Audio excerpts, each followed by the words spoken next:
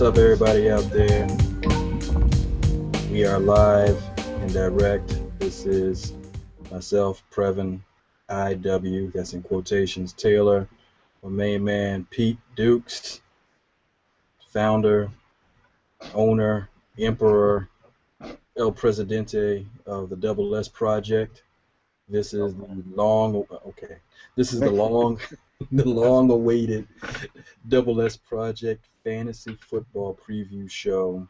Um, this is us continuing our thing from last year, where the Double S Project crew had a fantasy football league and did kind of a week-to-week update for the league itself, kind of bringing our fantasy experience to all the other fantasy football lovers out there, whoever was watching. We're going to do it a little bit different this year, where we're just going to really focus on the fantasy football arena as a whole, not just what went on in our league and bog you down with everybody, with the weekly results and all that stuff. That's, we don't have to do that because you don't want to necessarily hear all that, or do you? It doesn't matter. So just kind of to start things off, like I said, we had the show that last year, the fantasy football show that covered our league, and the league championship was ultimately won by Lanice Robinson. I couldn't even remember who won. Okay. Yeah. Okay. Well, yeah. I guess you can't remember who she beat to win it either. Nah, who was that? Actually? I think that was you. Oh, she beat me? Yeah. I made it to the finals, I guess. Okay. Or did she get you in the semifinals? Look, we're not gonna bog. We're not gonna bog the people down with the details. I made it that, but it's I mentioned that much just to go into that the Double S Project Fantasy Football League is a 10-team, pretty much standard rules league. And for those of you out there, and I'm at work, I've been playing fantasy football for 17, 18 years now. Pete's been playing for at least 16. How long have you been playing? It's 15. 15. He's got it down. 15 years, something like 15 championships. That's how much he's got there. Crazy. Not last year. Not in this league, anyway. Yeah. A lot of experience. Myself, I've won about every way imaginable, and I've lost about every way imaginable. If fantasy football had a Lenny Wilkins, I'd be it. So to go back into what we did last year with the Double S Project Fantasy Football League, it was a 10-team league, standard rules. And again, people at work who don't play ask me, what is it? How does it work? Well, put simply, fantasy football leagues have 10, 12, 14, 15, 16 players, owners. And these owners get together and, in one way or another, either by automatic draft, live selection, computer, whatever have you, they put together teams of actual NFL players. It could be from anybody. You have a team with 2 Browns, 2 Redskins, 2 Chiefs, or whatever.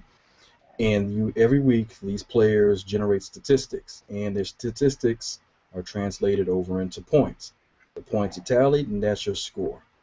In most formats and that I'm familiar with, everything I've played, the owners are matched up with their teams head-to-head against each other. Some leagues have what's basically whoever scores the most points wins that week type format. Mm-hmm. I don't do that. I don't know anybody that does that. You got anybody, Pete? Nah, that's mainly used a lot with the basketball because there's so many games during the week. Mm-hmm. So, but now with football, most of the leagues that I've played in have been head-to-head and played for a certain amount of weeks up to a championship and the play. Yep. Yeah. So this league, the Double S League from last year, as it will be this year, is like I said, it's pretty standard. Not a lot of customized, modified rules. And for those of you out there, some of these rules can be pretty complicated. You can have some very complicated scoring tables that awards bonuses for receptions, touches, in terms of running backs, how many times a guy touches, carries the football, completions for quarterbacks, all sorts of things, You different can defensive you can go point defense. values. You can do a lot of things. We aren't a independent, individual defensive player league, but maybe that's something I'll do in the future. Some people do that. Some people don't do that. Pete, have you ever done an IDP league? Yeah, actually, I have.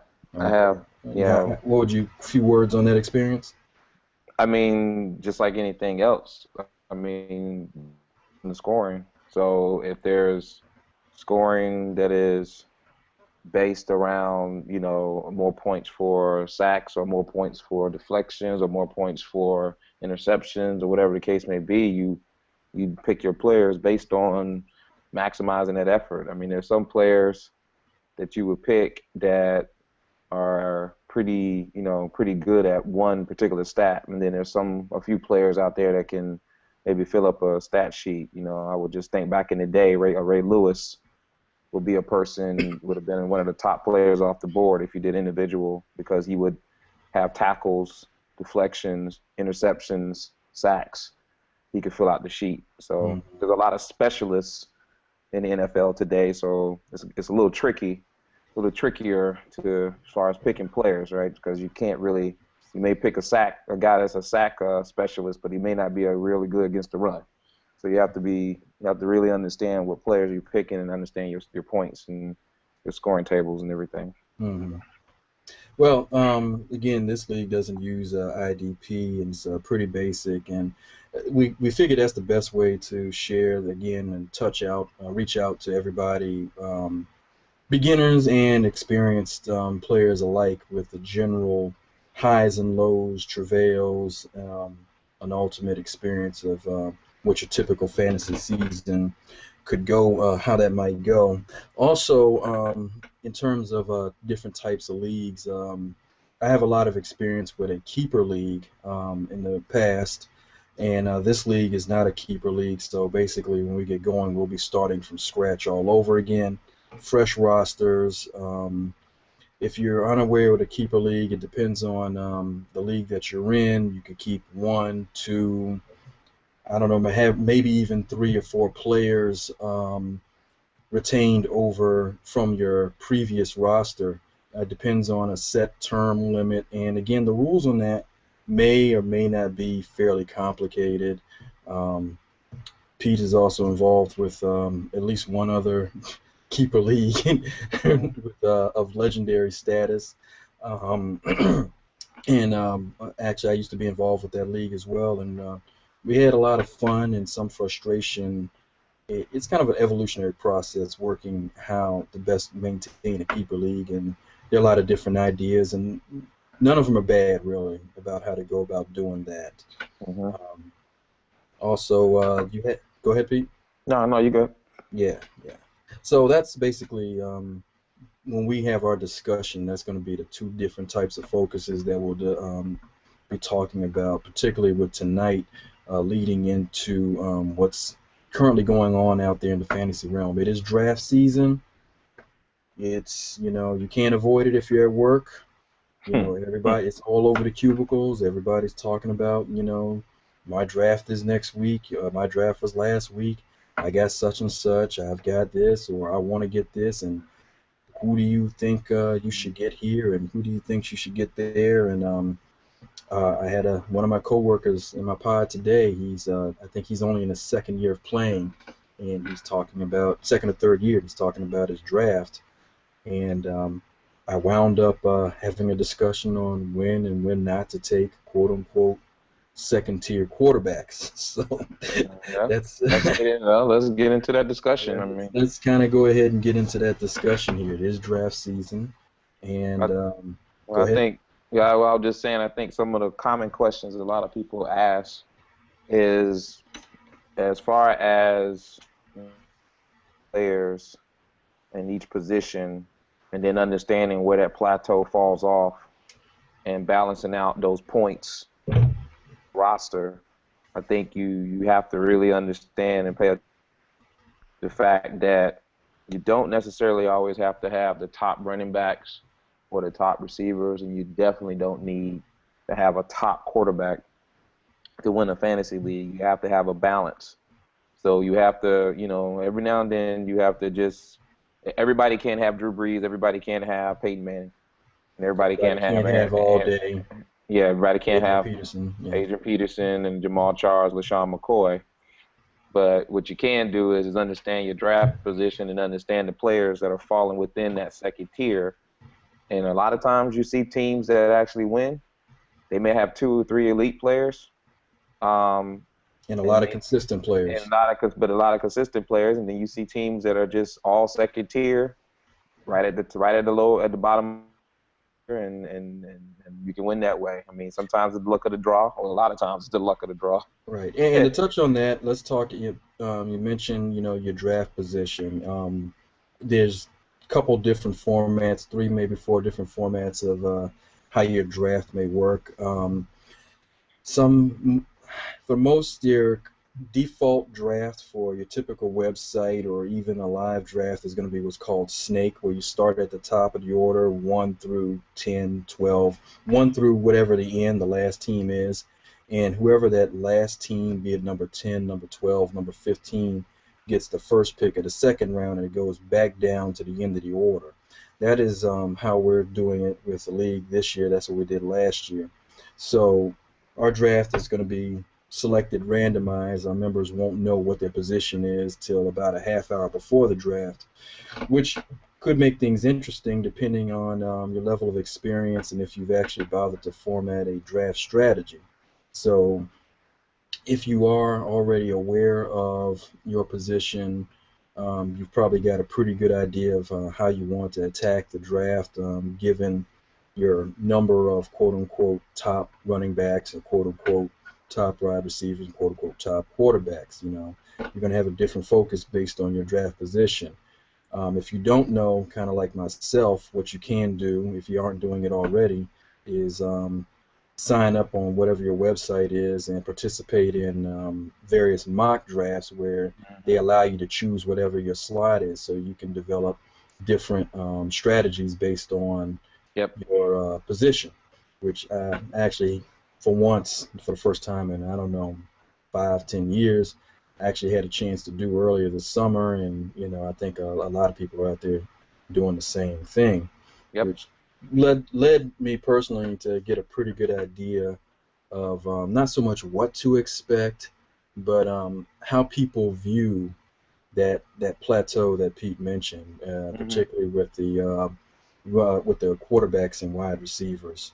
So now we can pretty much dive more in depth into kind of like a position overview. We'll do it pretty brief. We don't have time to cover everybody, of course, but I mean, at the running back, you have the obvious names. You got Jamal Charles, you got Adrian Peterson, you got LaShawn McCoy and Matt Forte. Those are your top 4, not necessarily in that order, but for the most part, you can pretty much expect in a standard draft, that's going to be probably 8 times out of 10 the top 4 players taken.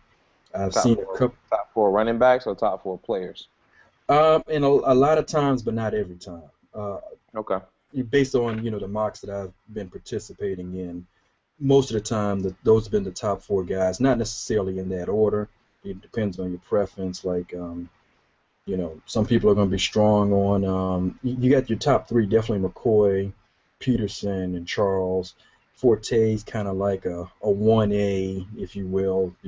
He's had a couple of very good years in a row. He stays on the field on third downs. He's going to catch passes. And the Bears haven't really developed a goal line back, so he might be in there to bang in on the goal line as well.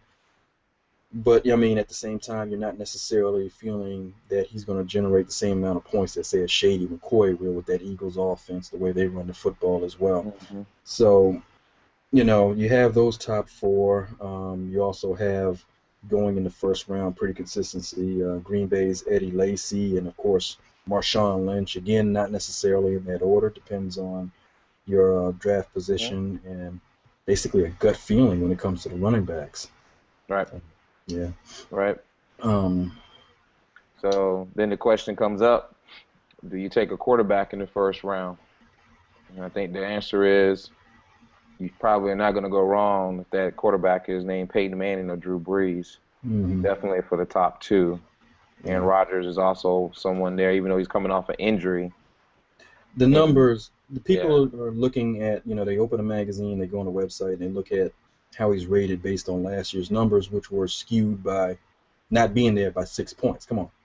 Aaron Rodgers is still Aaron Rodgers, you yep. know. And So, he's too talented not to be throwing the ball, and right, so they'll find ways to throw the ball. right. He got Yeah, hurt. He and didn't they forget still how got to. weapons. And Yeah, no matter how many people they've lost, they still got enough weapons. right. He's still Aaron So, Rodgers. He's not Matt Schaub. He didn't wake up one day and didn't download the football app. I mean, right. right.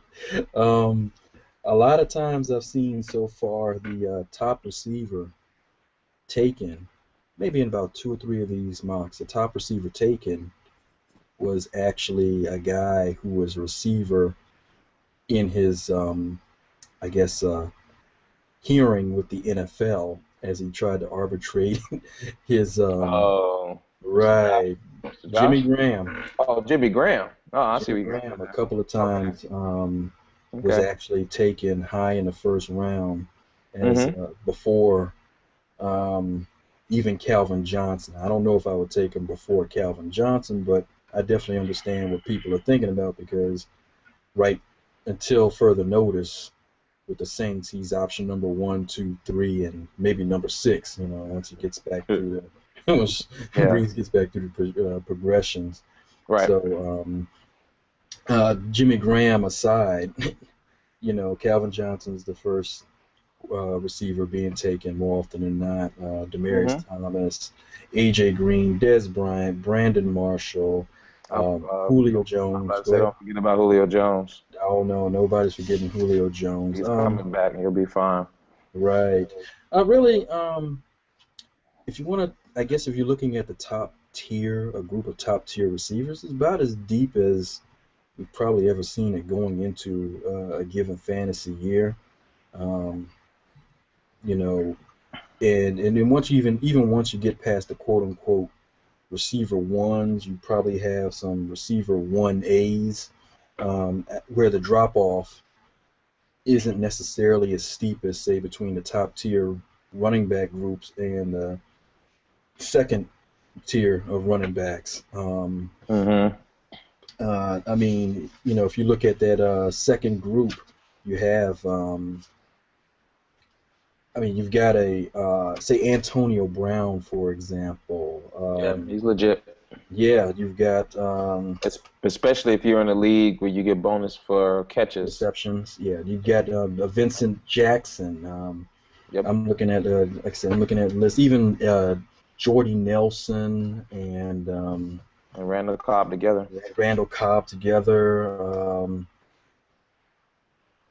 I'm kind of looking at again one of my other drafts. Yeah, Pierre Garcon is gonna catch. Garcon. He's slated to probably catch a lot of balls. He might, people are saying he's going to benefit from Deshaun Jackson there. It's not going to be so much the number of passes not thrown to Pierre Garcon. It's going to be the number of favorable one-on-one matchups he's going to see now.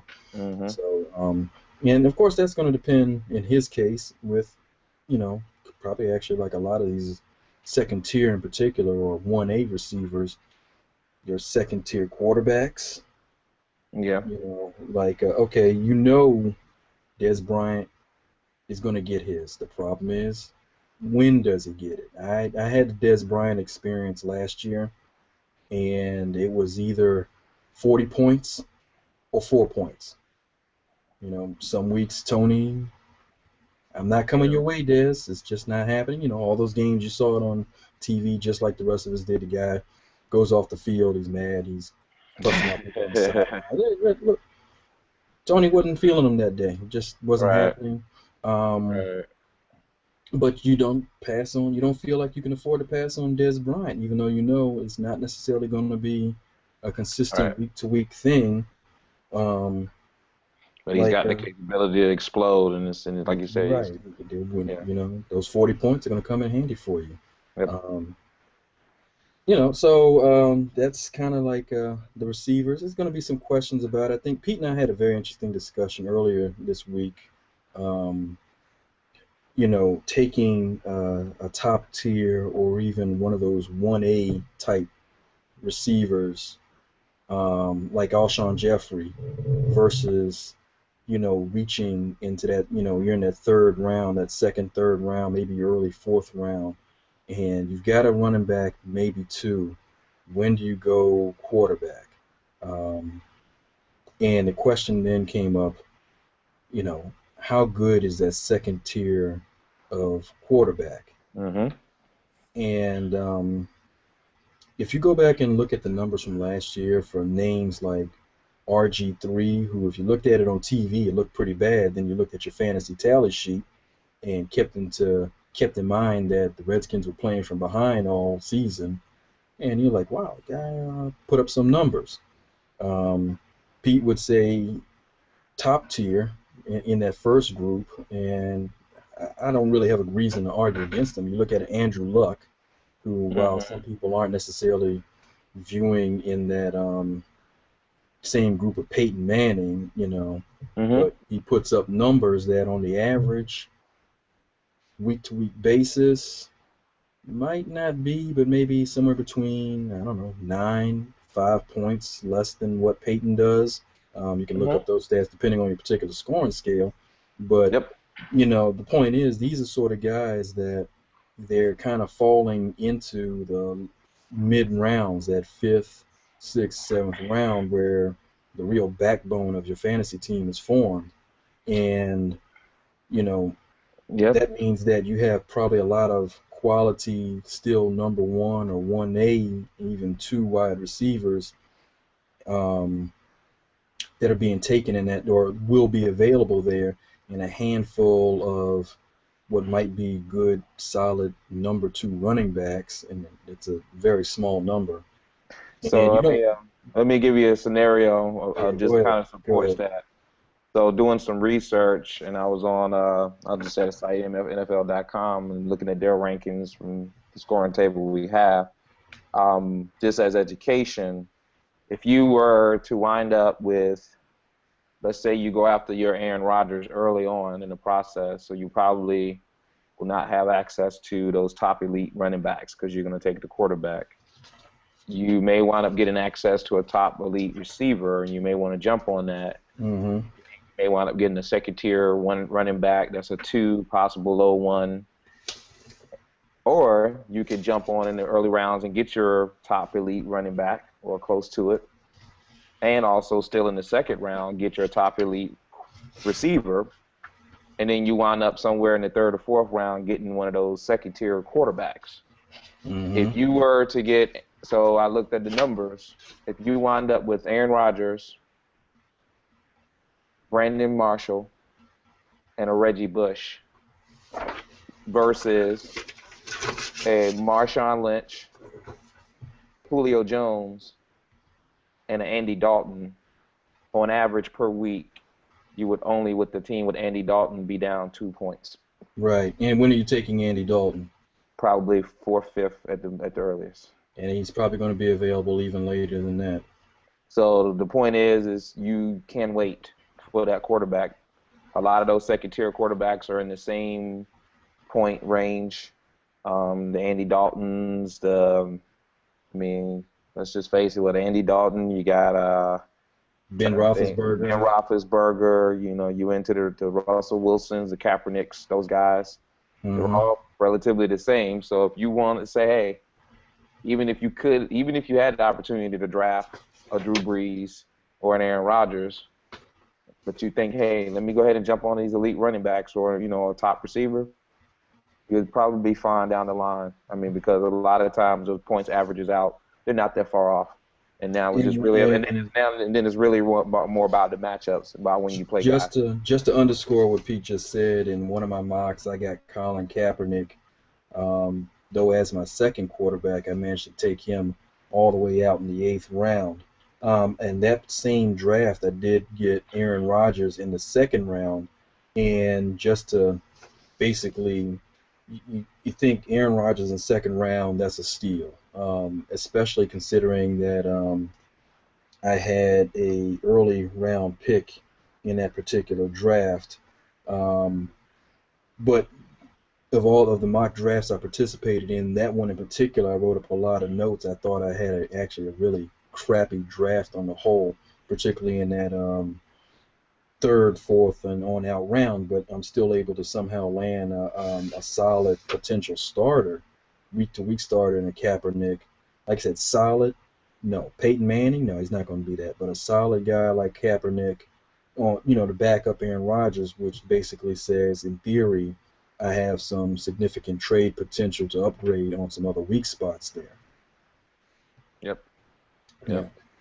So, tight end, good news is that's real short. It's a class of one, pretty much. It's Jimmy Graham. but you got a couple guys out there. You got a couple guys. I actually got I'd say about 3 guys. I think maybe 4 that could. I mean, Julius Thomas and Gronk. I mean, you don't know what you're going to get from Gronk, but if you get 90% of what play. Well, if you get 90% of Gronk, you're going to get 12 touchdowns. Right. So, if you get 100% of Gronk, maybe 14, 16 touchdowns, depending on how they run that offense, because honestly, that's Brady's number one to a certain point. Mm-hmm. Julius Thomas is going to get the ball spread out with that offense, but when they're in the red zone, he's a red zone target. Options. Right. Yeah, 2 options is either him or Demaryius Thomas, one of the Thomas boys, so he's legit. I think the kid on the Redskins and the kid. A lot of people are high on Jordan Reed based off the Jordan from last year. And the thing about it is, he's going to be a third down guy. He's going to be the bailout guy. I mean, you see it already. I mean, his matchups when they spread the field with Pierre Garçon and Deshaun when RG3 is on his game, he's going to have Jordan Reed. So I mean, but after that, tight ends are pretty. Somebody's going to pop up. You don't know if. Somebody's going to. Yeah, somebody always. Gordon, he started off hot last year, and then he cooled down when they lost Hoyer. He might, depending on if they get the quarterback situation settled, whether it's Manziel or Hoyer, Cameron might, have a resurgent season. He's a good tight end. Yeah, he is. Brown's just had some. Yeah, he is. Issues, Yeah. Martellus Bennett has got some potential. Yeah, he's not a high priority on that offense. I had him last year, and he was, he spiked early and then kind of disappeared when Cutler got hurt. And even when Cutler came back, they never really got back to him. So he does fulfill a role. Most teams don't have 2 dominant wide receivers like the Bears do with Jeffrey and Marshall. And then, with a pass-catching running back like Forte to boot, where does a Martellus Bennett fit in? Well, at some point he's going to fit into the end zone, so he'll be there, but you don't have to. He's not going to be somebody you're looking at in that 5th round. He's probably more into that 10th, 12th round range. Yeah, I mean, if you don't get one of those top 3 guys early on, or you feel like you need to take it. I mean, Jimmy Graham, he's worthy probably a number 1, but definitely a number 2. Julius Thomas and I would say Gronk. I mean, you could reach for him in the 2 and 3s, more probably around about the 4th. I wouldn't think that would be bad, 4th or 5th. I'm seeing what but the rest of them are probably going to be double-digit rounds for me. And I've seen this year and towards the end of last year, but definitely this year in the preseason, more teams talking about playing what looks like tight end by committee, which is more depressing than running back by committee to a fantasy owner. Well, but you know why? Because you got pass-catching tight ends and you got blocking tight ends. You don't have a lot of guys that can do both. Right.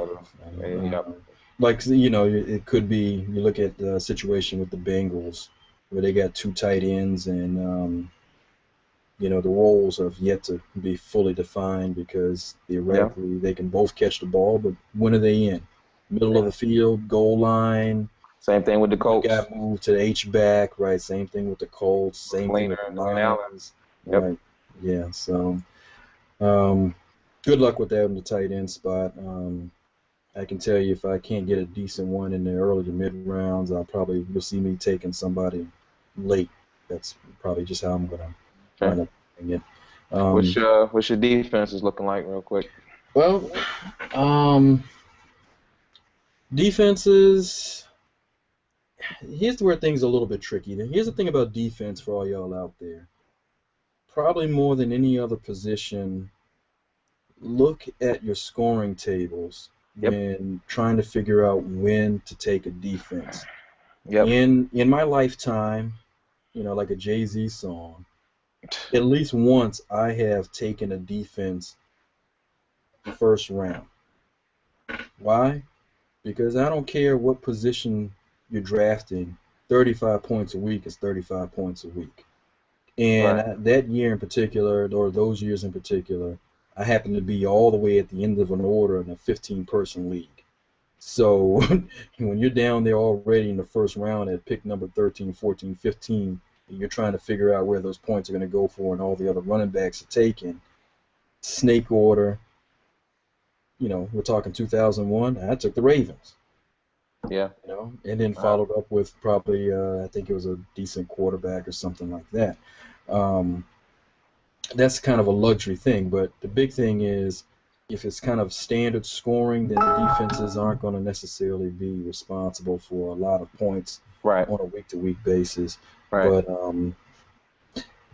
if you do have specialized scoring, you're probably going to see your defenses get taken towards the middle rounds, Yeah. maybe even early if it's a particularly vicious defense like Seattle or San Francisco. Ours is kind of more early on. Go ahead. The San Francisco been looking early on. They ain't look too vicious the other day. Well, okay, all right. I think it's Seattle, and then Seattle and maybe Carolina. Carolina. Well, Yeah. but let's talk about that for a second here if you want to mention consistency, because another thing is a lot of people go and look at the schedule when they start trying to rate a position like quarterback. Who's he going up against, where, the weather, what time of the year, and so on. Let's also look at some of these defenses versus the type of offenses they play. Yeah, good defense can snuff out a good offense, but what if that defense is playing the Broncos, then the Saints, then Yeah. if they got three prolific offenses in a row. And again, the thing with Carolina, stout defense, iffy offense. Offense might put the defense in a bad position time and time again. And you look up and you're like, oh, I got a great defense, but only get me 10 points a week. What happened? So the thing about defense, I think, and personally, is you've got to look at the whole team situation, not just the talent on that defensive roster, but still going your heart. I mean, basically, a good unit is a good unit. They're going to have good days, and they're going to have a couple of bad days too. I think, of course, the Texans defense will be good again this year. Cincy should be solid again this year. Got a couple up and coming units like Tampa Bay. I think the Rams are a good sleeper. Well, not even a sleeper. They get sacks and they get turnovers, man. Well, and for that matter, so do the Cardinals. Right. Cardinals. They're high on my list. They're definitely high on my list. Right. So and it's in a division, that NFC West where, the defenses are good and the offenses aren't going to overextend themselves. They're not going to take a lot of risks because they all have good defenses too. They'll play field position and opportunistic. So if you're looking at those 6 games and you have one of those defenses, you can pretty much bet that, they're going to get a good solid turnout just because of the nature of the teams that they're playing against. Gotcha. Yeah. Okay. Anything on kickers? Just get one. Just get one. Preferably a dome kicker. Preferably a dome kicker or a high altitude kicker. Pretty much. Go from there. Just get one. A good weather kicker. Yeah. Just to follow to start winding this thing down, we covered the draft. If you, again, to the people that are doing this for the first time, you got a team. Now what? Now what is the regular season? Every week you put in a lineup. Various leagues will have different lineup formats. how many players of a certain position you can play on a given week. What we're doing is pretty much play one quarterback. There are leagues where you can play two. We play one quarterback, we play a running back, and then we have what, in our terminology, is the flex, which may be a little bit different than other leagues where they discuss flex. But in our terminology, flex is basically an option position where you can play a second running back, a third wide receiver, or a second tight end. So it just depends on your roster situation and who do you have available, because that's what's critical, especially come those bye weeks. So with the bye weeks in mind and then injuries, for the beginners out there, week to week roster maintenance is as important, if not more important, than how well you draft. Whereas you got to make sure you have your best matchups possible. If you got studs, let's face it, you don't bench studs, no matter who they're going up against, what it looks like. If the weather, some rain, snow, sleet, hail, volcano, whatever, you can play your studs if you've got a stud. Um, another important facet of week-to-week maintenance, the waiver wire system. Depends on your league format. You may have limits to how many people you can pick up. You may not. We limit it to 3. I think Dion got on me pretty good, so I let him have 4. It doesn't really matter. If you're picking up 4 people a week, that means you're dropping 4 people a week, and at some point you're probably dropping somebody you shouldn't be dropping unless he's hurt. So waiver, being astute in your waiver moves, especially if you're in a money league where you've got to pay for your waivers. That's the great thing about money leagues, because when you pay for your waivers, it drives the pot up and up and up and up. The pot on a money league, you probably make more money off the waivers, or as much as you do on your entry fee. But in our case, we're not playing for money, so it's pretty much you can have at it. It's determined by the website, priority based. Whoever has the worst record gets the first dibs at the most desired player, and that's pretty much standard fare for most leagues out there.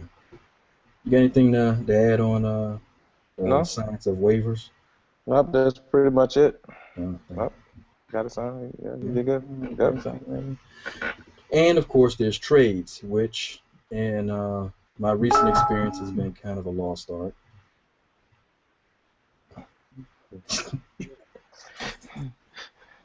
So, we're going to accommodate Pete on that note, because we don't have much to say about trades anyway. yeah, trades. As a matter of fact, trades is probably another show, and I hope actually we get some more trade action in the we'll WS talk League about this year, because the art of trading can be a fascinating or completely mundane discussion, depends on your standpoint. If you're not making good trades, then it's mundane. If you are making good trades, seeing good trades, it's definitely fascinating. So y'all get back with us this year. Check out our YouTube channel. Definitely set up some more avenues for how to see the WS Project Fantasy Football on a week-to-week basis. We'll get out there and talk about what's going on, not just in our league, but in the general fantasy world as we all see it, and hopefully it's going to be a good ride for all of us. All right. All right. Hey, thanks for being with me tonight, Pete. Yeah, Looking no forward problem. to it. All right. Peace out.